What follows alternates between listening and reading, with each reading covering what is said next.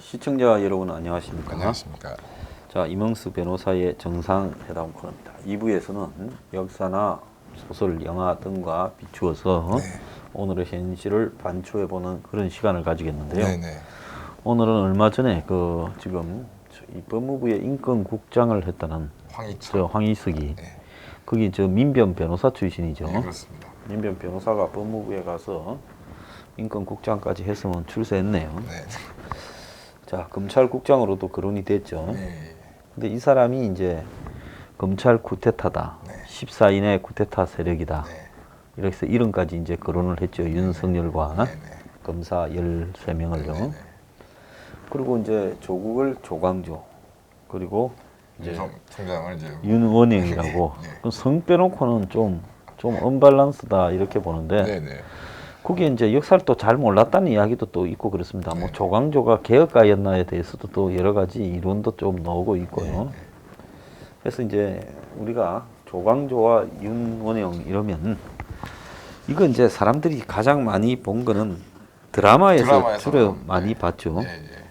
그 윤원영이가 드라마의 주인공이 많이 됐잖아요. 희대의 모사꾼이라고 하면서요. 어렸을 때부터 좀 많이 좀 봤던 것 같습니다. 또 윤현영의 또 첩이 전난정인가 있어가 첩이 또 기억이 나요. 드라마에 그죠? 정실 부인을 쫓아내고 이제 매간 매직을 스스로 일삼았던. 그래서 이제 그렇게 했는데 자 이야기를 좀 해보시죠. 조광조부터요. 그래서 이제 뭐 말씀하신 처럼 이제 조광조 그러면 이제 아직까지 대한민국에서 이제 역사 등을 교과서를 통해서 이제 개혁의 어떤 어떤 상징적 같은 인물인 것인데 저도 좀 그 부분에 대해서는 좀 저 스스로 굉장히 좀 의문이 있습니다. 그렇다고 뭐 조광조를 제가 폄하하겠다는 얘기가 아니라 좀 이게 좀 이거에도 좀 다시 한번 생각해 볼 부분이 좀 있지 않겠냐. 그래서 아시는 바와 같이 조광조는 1482년에 태어나서 1520년 이제 중종의 김효사와의 연루돼요. 이제 주범으로 몰려서 사살을 당하게 되는데, 좀 그러니까 뭐 예상컨대는 저는 살인의 뭐 대표라 그래서 좀 이렇게 그 고려 시대 때 충신이나 이런 좀 이렇게 밀려난 세력인 줄 알았더니 그게 아니라 조선의 개국공신 이성계 측근 중에 한 사람부터 조원의 4대 손인이고 또 어머니는 여흥민 씨. 그 여흥민 씨는 나중에 명성 왕후의 여흥민 씨도 하고 또 태종의 왕비였던 원경 왕후가 또 여흥민 씨. 그래서 어떻게 보면은 조광조는 당대의 그 개국 공신 가문과 또 당대의 명문가인 여흥민 씨 사이에 태어난 금수저를 물고 일어난 사람인데 그런데 이제 문제는 여기서 이제 그 공부를 하면서 김굉필이라는 분이 이제 정몽주, 길제, 성종 때 이제 등용되었던 이제 살인의 어떤 시작인 김종직과 제자로서 이제 김굉필을 제자로서 성리학 연구에 매진하게 되었다고 합니다. 그러다가 1504년에 갑자사 연산고 때 갑자사로 김굉필이 사사되고 1506년에 이제 중종 반정이 일어나게 돼서 이제 그 중종이 즉위하게 되는데 그 상황이 이제 특수한 거지만 뭐 지금도 마찬가지겠지만 이제 그 반정 공신들에 의해서 옹립된 왕이다 보니까 이제 중종 시대 때 그 반정 공신들 이제 박원종이나 성희안을 포함한 이제 반정 공신들의 위세가 굉장히 이제 득세가 되지 않았습니까? 그러니까 여기서 이제 연산군이 이제 그 무오사, 갑자사 등을 일으켰지 않습니까?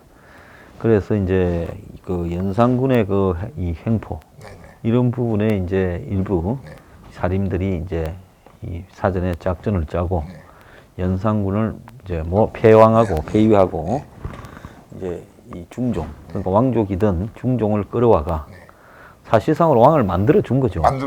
좀 먼 왕족을 끌어다가 왕을 만들어 준 거죠. 그러다 보니까 왕이 이제 지 만들어 준 사람 손에 은처가 있는 거 아니겠습니까? 칼로 이제 무력으로 이제 왕을 세웠으니 그 왕이 어떤 권력이나 건 미약하게 이를 데가 없었던 것이고 예.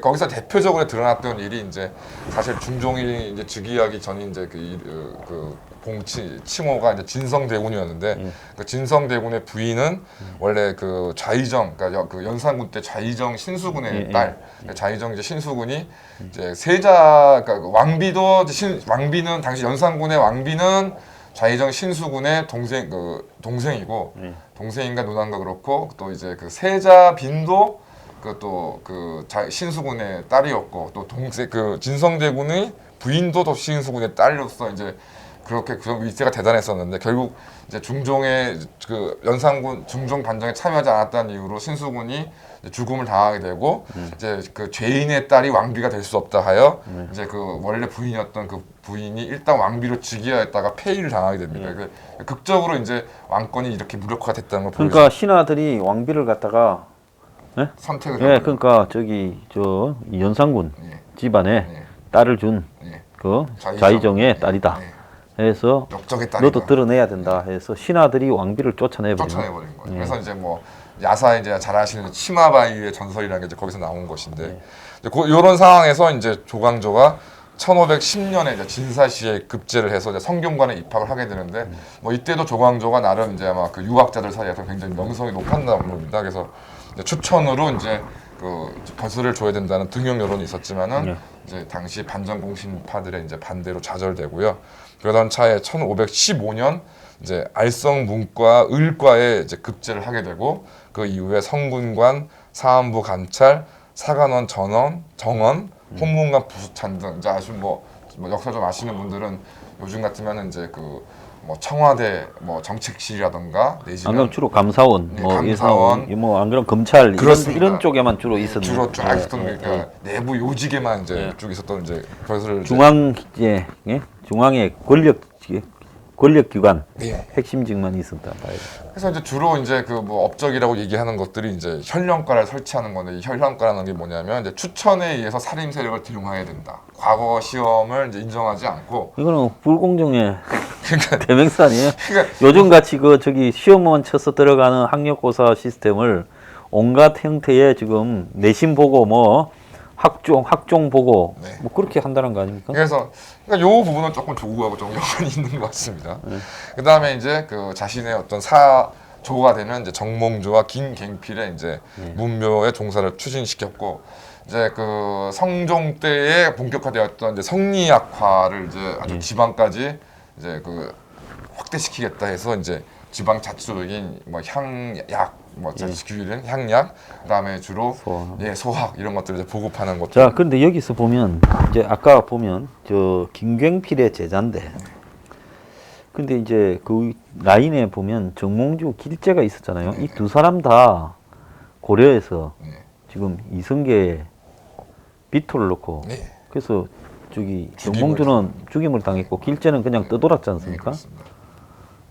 그런 쪽에 그러니까 승리학이지만은 일종의 조선의 탄생에 많은 사람들은 조선의 승리학인데 그게 아니라 고려 말부터 그렇습니다. 예, 조선에 승리학이 들어와 있었고 그리고 이제 그 중에 이제 이성계의 반정에 이 승리학의 이 원리 원철학에 따라 이제 이 역성혁명이나 뭐 이런 거를 반발하고 충성을 바친다는 사람은 사림으로 떠돌았잖아요. 그런데 이 사림 쪽에 가까웠던 사람이 기본적으로 학파가 그죠? 학파는 그런 상황입니다. 예. 출생은 이제 그 개국 세력의 금수저 집안인데 이제 공부를 통해 학풍으로는 이제 그쪽 집안은 재벌인데 이제 학교 가서는 이 주사파를 했다. 뭐 이렇게 이른바 강남 좌파적인 모습이라고 해도 좀 과언이 아닌 것 같습니다. 그러니까 사림을 갖다가 추천으로 등용하고 그 다음에 조선의 개국에 반대했던 정몽주를 지금 무묘를 종사를 하고 그 다음에 성리학화라는 게 솔직히 보면 조선의 이 성리학이라는 게 굉장히 조선을 망친 핵심적인 사안이지 않습니까? 그래서 이제 저도 좀 그 부분이 굉장히 아쉬운데 좀 그러니까 그러니까 뭐 그 이론 자체야 뭐 크게 문제가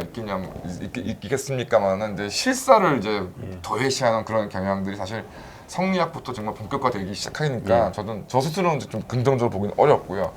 그 다음에 이제 그 조광조의 어떤 향리학이나 소학 이것도 보면 그야말로 유교적 사회 질서 아닙니까? 그렇습니다. 그러니까 유교적 사회 질서를 조선 내부에 꼽으려고 하는 부분인데 이 질서가 사회의 개혁에 조광조를 개혁파라는데 이거는 중국에서 있었던 중국 스타일의 사회 질서를 한국 사회에 그대로 갖다 꼽는 그런 학문 아닙니까? 향의학이 중국에서 만들어진 거잖아요. 그러니까 이제 뭐 다 아시겠지만 성리학이라는 게 이제 그 남송 시대 때 이제 그죠. 그 여진 이제 여진족과 이제 그 몽고족에 밀려가지고 정말 남쪽으로 쪼그라들었네. 쪼그라든 상황에서 이제 그러니까 좀 제가 뭐 뭐 폄하하는 거라고 하셔서 할 수 없지만 어쨌든 정신 승리적인 그러니까 우리는 이 오랑캐, 예. 예? 저 말 타고 다니는 놈한테 우리의 원래 예. 아지트는 뺏겼지만 네네. 남쪽으로 쫓겨왔지만 여기서 우리는 저놈들이 사는 방식과 다른 우리만의 질서 있는 그렇습니다. 예? 진리와 하늘과 땅의 질서 그리고 이 황제의 질서를 추구하겠다 하는 그 한마디로 찌질한 저기 양반들의 정신 승리 그 학문이 들어온 거 아니에요, 그죠? 예. 그러니까 벌써 이제 뭐 조광조가 활동했던 요 1500년대만 하더라도 명나라에서도 물론 주작이 근본 원리긴 하지만 거기에 대한 비판이 광범위하게 일어나는 그런 명에서는 그 양명학이라는 예. 부분이 일어서 가지고 그거는 실사구시를 추구했고 그래서 주작은 이미 명나라에서는 좀 뿌리가 그러니까 약 송은 원나라한테 망해버렸고 그렇습니다. 그 원을 거치면서 뭐 주작이 원에 어디에 들어갔겠어요? 그렇습니다. 그럼 사라졌고 네. 근데 원이 망하고 명이 섰지 않습니까? 네. 그러니까 명이 들어서면서는 양명학이라든지 이런 굉장히 실용적인 학문이 번졌죠. 네. 그런데 이 변두리 한국에는 그 남송의 학문이 넘어와가 주자를 모시고 그냥 제사 지내고 그 질서를 그러니까 이게 뭐라고 할까요? 이제 패션이 네.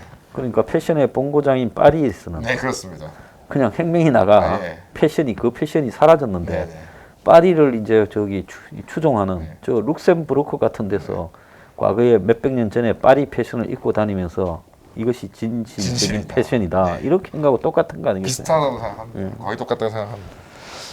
이제 이렇게 하던 가운데 이런 것은 이제 큰 뭐 문제는 아니었지만 결국은 이제 조광조가 몰락하게 된 것은 이제 앞서 말씀드린 이제 중종 반정에 이제 사실 뭐 이거를 현실 정치에서 좀 사실을 인정할 수밖에 없지 않습니까? 어쨌든 이제 왕을 이제 몰아내고 새 왕을 앉히는데 농공영상이죠. 예, 뭐 정치적으로 좀 우리가 끌어들일 필요가 있으니 이제 뭐 그 반정에는 공이 없지만 공신이라 그래서 이제 쭉 해서 이제 이런 것들을 공신으로 이제 인정을 했는데 이제 조광조가 이제 꽤 한참 후에 이제 너 당신들은 반정에 공이 없으니 공신의 자격을 박탈해야 된다는 논의를 일으켜가지고서 이제 위훈 삭제 논쟁을 일으키는데 결국은 이제 중종이 이를 이제 일부 받아들여서 반정 공신들 중에 76명의 이제 위훈을 삭제하는 겁니다.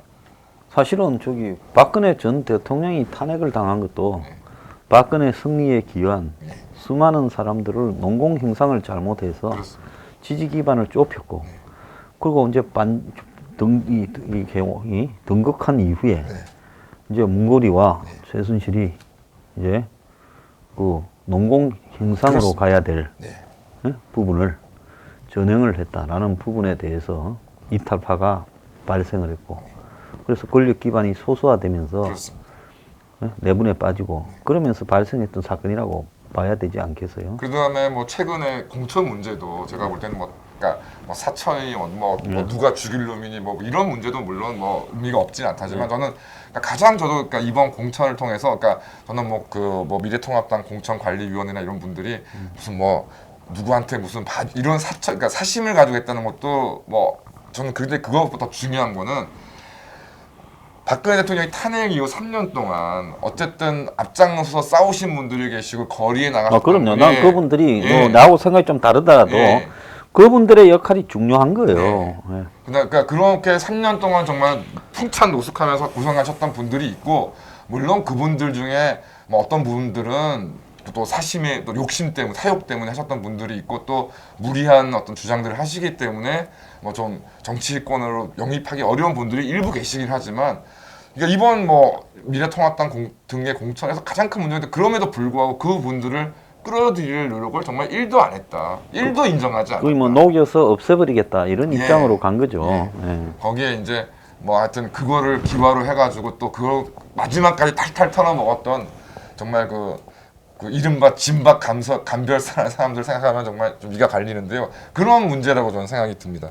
그 다음에 이제 소격서라고 해서 이제 당연히 이제 유학을 숭상하는 나라에서는 이제 불교도 억압하고 불교를 포함한 이제 뭐 다른 뭐 어떤 무속 신앙 같은 경우들을 이제 다 이제 기본적으로 인정하지 않는 취지였지만 그게 이제 뭐 사람이란 게 뭐 예전에 어제만 해도 뭐 절에 열심히 다닌 분이 뭐 그 다음 날 뭐 유학 뭐 사당 가서 할 수는 없으니까 왕실 내에서 이제 조금 특히 왕실 여인들을 중심으로 해서 뭐 어떤 기복적인 거라든가 국가에 이제 안위를 하는 어떤 그런 것들 제사를 지내는 것들이 이제 그런 관청이 있었는데 이제 조광조가 이게 유학 성리학적 원리에 맞지 않는다 그래서 폐지에 앞장서 결국 또 이것 또한 이제 중종이 이제 폐지를 하게 됩니다. 그래서 이제 결론적으로는 이제 결국은 중종 같은 경우는 결국 반정 공신들이 휘둘리는 이 무력한 왕권을 어떻게든 강화시켜 보려고 조광조를 내세워서 좀 밀어줬지만 네.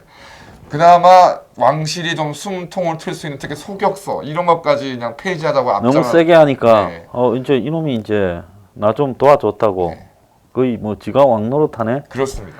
그래가지고 이제 조광조가 제거될 때 이제 유명한 그 설화 같은 스토리가 있지 네, 않습니까? 그렇습니다. 나무에다가 예. 이렇게 벌이 모여들었는데 그 그림이 주초위양. 그러니까 주초 이제 하면 합쳐서 합치면, 조가 왕이 되려고 한다. 이제 그래서 이제 중종이 뭐 이 자식 이렇게 다 쳐놓고는 이것도 역시 나를 껍데기로 앉히고 지가 해먹을라네 하고 이제 쳐버린 거 아닙니까? 그렇습니다. 그래서 이제 뭐 그런 설화가 있긴 하지만 어쨌든 중종 입장에서는 이제 반정 공신들은 미우나 고우나 그래도 자기를 왕을 세워준 사람이라 하지만 조광조는 정말 해준 것도 없는데 나 왕을 무시한다. 그래서 결국은 이 경우는 글쎄 모르겠습니다. 이거를 뭐 윤리적으로 평가하면 다를지 모르지만 정치적 본려오면 이런 자는 용납할 수가 왕으로서는 용납할 수가 없는 거라고 저는 생각합니다. 그렇겠죠. 예.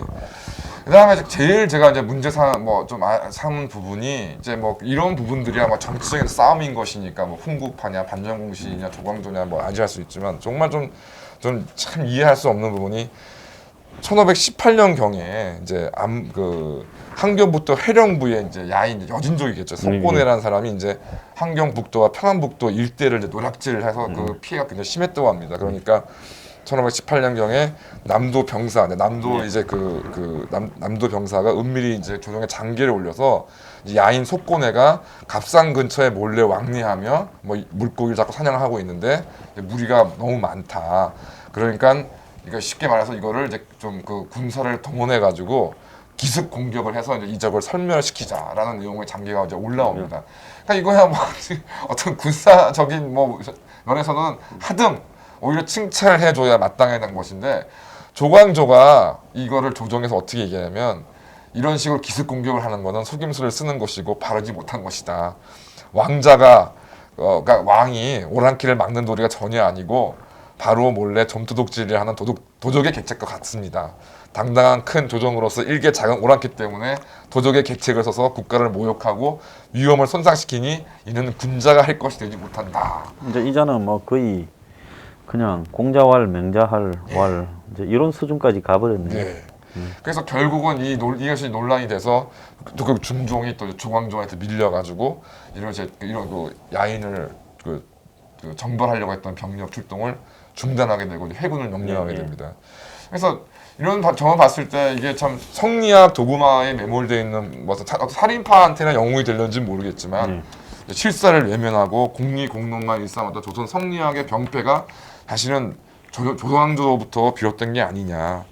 다만 이제 뭐 그거 하나는 확실한 것이 뭐 조광조가 자신과 뭐 자신의 가족 어떤 그런 뭐 이익을 탐하지 않았다는 점에 있어서는 저렇게 원리적인데 자기가 다 이익을 탐했겠어요. 그거는 조국보다 조국하고 비교하면 뭐 훨씬 좀 그런 거네요. 그래서 뭐 젊었을 때 이제 일화로는 이제 뭐 그때 남곤하고 젊었을 때 그 원래 반대파가 되는 남곤하고 원래 이제 젊을 때는 이제 서로 그 같이 동문수학하면서 친했다는데 이제 길을 걸어가다가 이제 이제 그 길거리에서 어여쁜 아녀자를 딱 봤는데 본인이 이제 뭐 속된 말로 이제 눈을 떼지를 못했고 남고는 이제 시선 한번 두지 않고 길을 지나가서 이제 조광조가 집에 들어와서 어머니께 아 내가 이렇게 좀 부끄러운 짓을 했다 이런 식으로 얘기했다는 뭐 그런 일화가 남아 있는 걸 봐서는 뭐 도덕 철학자, 도덕 철학을 어떤 수행하는 사람으로서는 뭐 훌륭한 사람인지 모르나, 근데 국정 수행 능력은 좀 없는 사람이고, 하여튼 그렇다고 해서 조국처럼 뭐 사익을 추구한 건 아니다라고 봤을 때 일단 그런 점에서는 좀 조국과 비교가 되는 거는 좀 부당하겠다는 좀 생각이 좀 많이 들고요. 다만 이제 그러니까 자녀의 그 부정 스펙, 그 다음에 뭐 사모펀드 등을 통한 재산 축적에 몰두한 조국은 오히려 조국이 윤원영에 가깝다는 생각이 좀 많이 듭니다. 윤현영이라는 사람은 거의 인간 말종적인 형태를 했잖아요. 그렇습니다. 예, 그래서 이 윤현영은 이제 명종 때 사람인데 조선 초기 최악의 간신이다. 해서 이제 이 첩정난정을 이제 끼고 그야말로 이 을사사를 일으켜 가지고 이제 수많은 사람을 죽게 만들지 않았습니까? 네, 그렇습니다. 예. 그런데 자, 이런 사람을 갖다가 이제 윤석열이다라고 이렇게 비교를 해요. 제가 알기로 윤석열 총장이 그 뭐 밑에 발탁하는 뭐 후배나 이런 뭐 검사 동료들을 위해서 뭐 자신이 진짜 뭐 땡빛을 해서 술을 샀으면 샀지 뭐 제가 볼 때는 얻어먹고 뭐 했다는 얘기는 제가 들어본 적이 없는 것 같습니다. 모든 그때 이 관료의 임명과 진급, 재수의 처벌이나 방면이 윤원영의 손에서 다 이루어졌고 뇌물이 넘쳐 뇌물을 가득 실은 배가 지금 한양으로 지방에서 윤현영한테 바치는 배가 끊이지 않았다는 거예요. 그 군함을 징발해가 거기에다가 뇌물을 싣고 다녔고 심지어 뭐 간척 사업도에서 그 땅을 자기 사유지로 쓰고 좌우간 뭐 이 엄청난 이런 부정부패 행위를 이렇게 자행을 했어요. 그러니까 뭐 정말 멀쩡한 세계적인 그 원전 산업을 죽여가면서 그 중국산 태양광 패널들로 전국을 도배하면서 거기서 뭐 어마어마한 막대한 이득을 취한 자들, 그다음에 뭐 신라젠 라인을 비롯해서 정말 이게 말이 금융이지 사실 사기 수법으로 정말 이게 일반 국민들의 어떤 피 같은 돈을 빨아들인 뭐 그런 것들. 지금 이 윤현영이 아마 이 정권의 누군가가 나중에는 윤현영이 되고 누군가가 연산군이 되고 누군가가 정난정이 될 거예요. 네네. 저거 이야기를 어떻게 거꾸로 할까? 그렇습니다. 예? 뭐 심지어 오늘 뭐 이재명 경기도지사란 작자는 그러니까 이명박근혜 때 부정부패 안 했으면은 뭐 이번에 뭐 재난 뭐 지원금으로 뭐 1인당 1,000만 원도 줄 수 있다고 하고 있는데 정말 뭐 어처구니가 없는 이야기. 그자도 요즘에 좀 막가더만. 예, 어처구니가 없는 이야기이고 저는 저 개인적으로 그러니까 이런 부정부패가 아니라도 정말 좀 긴급한 이런 뭐 시기에서 뭐 정부가 어떤 세금을 가지고 어떤 이제 뭐 지원이라든가 이런 거 하는 거는 뭐 크게 저도 뭐 문제 삼고 있지 않습니다만은 어젠가 그제 이제 그러니까 말씀드린 것처럼 누군가 말씀하신 것처럼 이게 근데 지금 이 문제는 이 우한 폐렴과 관련된 이 경제 문제가 지금 하루 이틀에 끝날 일이 아니지 않습니까? 그럼 지금 시작 단계에서부터 이렇게 뭐 그냥 현금 나누기 식으로 한 후에 이제 정말로 이제 문제가 더 심각해질 경우에 지금 뭐 정부의 어떤 무슨 뭐 채무라든가 이런 것들이 급속도로 늘어나고 있는 상황에서 정말 급할 때는 무슨 돈으로 이런 것들을 해결할 것인지 그 부분에 정말 대책은 있고 지금 얘기를 하는 것인지 정말 이런 부분도 정말 그러니까 무한폐렴의 문제가 아니라 문재인과 이재명 같은 자가 진짜 너무 무서운 것 같습니다. 예. 자, 역사를 함부로 조광조가 그야말로 뭐 좀 이 중국의 이 거의 화석화된 학문에 사로잡혀서 좀 제가 봤을 때는 현실을 모르는 이상주의자라고도 볼 수 없고 이상주의자는 그래도 미래의 방향이라도 제대로 제시해야 돼요. 그야말로 이 태형적 복구주의자죠. 그렇습니다. 조광조는요. 그렇고 윤현영은 지금 이 정권에서 지금 감추고 있는 온갖 썩은 냄새가 나는 일들이 전부 비리니까 그걸 들추고자 하는 그 윤석열을 저렇게 지금 쫓아내려고 하는 거 아니겠어요? 그렇습니다. 자, 윤석열의 잘못은 윤석열 개인의 잘못으로 봐야지. 윤석열이 결혼하기 전에 장모의 잘못이 있다 한들 그렇습니다. 그걸 가지고 지금 윤석열에 물을 수는 없는 거 아닙니까? 그렇습니다. 인사검증을 누가 했어요? 최강욱이가 했잖아요. 그렇습니다. 구체적으로는 최강욱이가 했잖아요. 지가 검증해놓고 그때는 아무 말 없고 뭔 문제가 있냐 아무 문제가 없대 놓고 이제 와서 세상이 달라졌다고 그 패거리가 윤은영이라고 한다고요?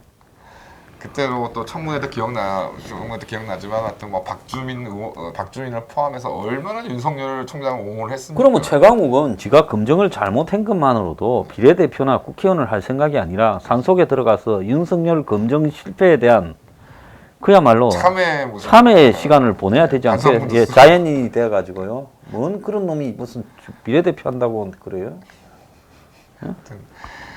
하여튼 정말 이게 뭐 요즘에 코미디 프로그램들이 좀 인기가 얻기 어려운 일들이 다 바로 다 이런 것들이 아닌가 싶습니다. 예, 개그가 따로 없습니다. 자, 개그는 개그일 뿐 현실 정치에 헛소리는 하지 맙시다. 오늘 마치겠습니다. 네, 감사합니다. 감사합니다.